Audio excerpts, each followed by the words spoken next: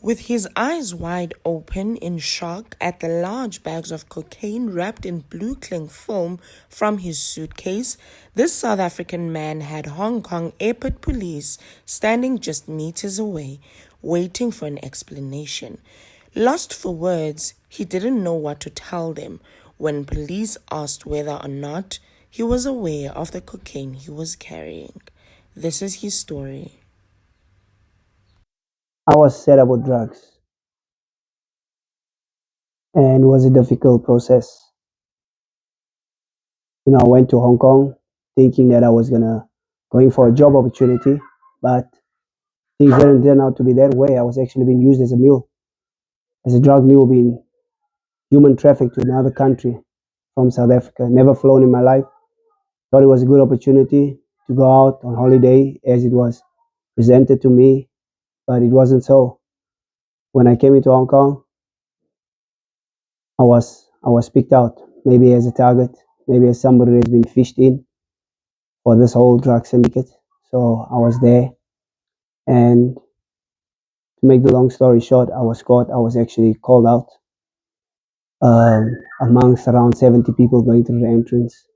They just chose me to come to the scanner to scan my bag, and yeah, I had to scan it, and they asked me to put it up to take it further so they can search it. And when they searched it, they found 2 kgs of cocaine hidden deep underneath the bag that I had, which was not mine. I had my own bag in South Africa, which I was convinced to take another bag because my bag was apparently too old.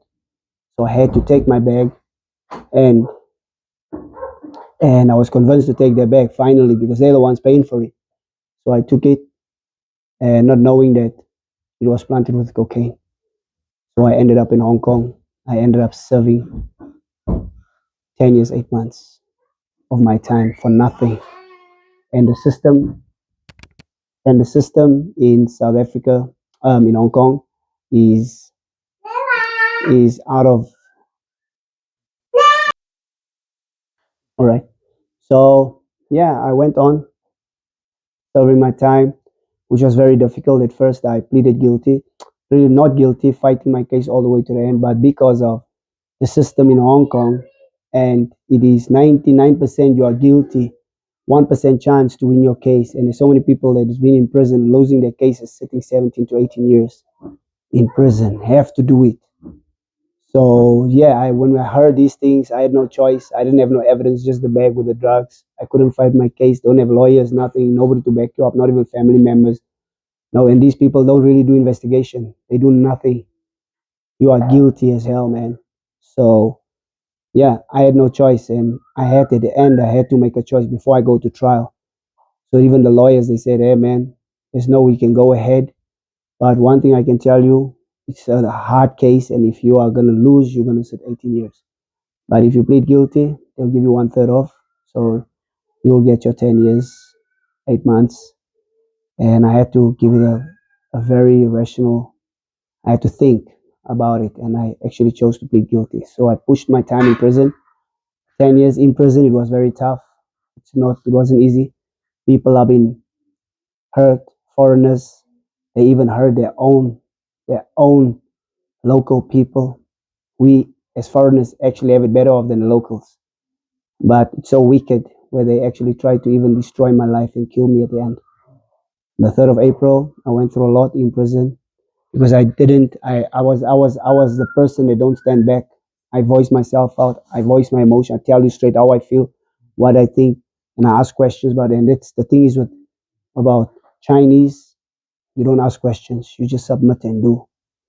So anyway, I had to go through it. I went through security unit many times, fights and all those type of things because I was a very angry person. So what happened? But I already forgave all the people who done this to me. So that's why I done my bachelor's degree. I done a lot of things. I done prison ministry inside pen pal ministries with pants, letters for 8 years. So it actually developed my life. I saw it as a stepping stone to greatness. So I'm sitting here today doing speaking now because I believe that what happens to us, it doesn't happen by chance. Everything has a purpose and it has a plan. And I see that it was exactly what God done. So I ended up doing my associate's degree through prison, through sponsors, and I just studied for 8 years. And yes, God has been doing a great thing through my situation. God has turned it out to be something great. But the perpetrators out there, they're destroying people's lives, innocent people. There was a guy in prison who actually, few that actually committed suicide from South Africa inside the cells because it's tough. They suppress you big time. It's only by God's grace that we can do it. Only by God's power. Only God allowed it, and only He can do it. And He helped us. I'm a Christian. I believe in Jesus Christ, and only Jesus saves. No one else can. Only God can do it in life, and He's the one who carried me through all the way. That was in 2015. On the 16th of May, I was arrested in Hong Kong. I left. I left. I left South Africa on the 15th. On the 16th, I was arrested. I was in remand center on the 18th. Yes, I went to court on the 18th. So yeah, it started all like that, and I pushed through all the way until 2024. On the 23rd of June, I was released from prison. Oh. Yes, in 2024. Right now, I'm already home 1 month. Yes, if I'm home a few weeks. So yes, and yes, I was supposed to die. Even at the end, on the 3rd of April, I was attacked by the wardens after I exploded in big way. After many years going through all the heart pain and stuff, I exploded, and they finally got hold of me in an office where there was no cameras. They pepper sprayed me. They handcuffed me. They beat me. They carried me to the hospital. That was further beaten by the hospital staff in front of the doctor. They sent me to the psychiatric hospital. Told me that I'm going to the psychiatric. I'm lucky that they actually don't inject me and things like that. And so I ended up in the psychiatric hospital. I was in a suicidal room for 3 days.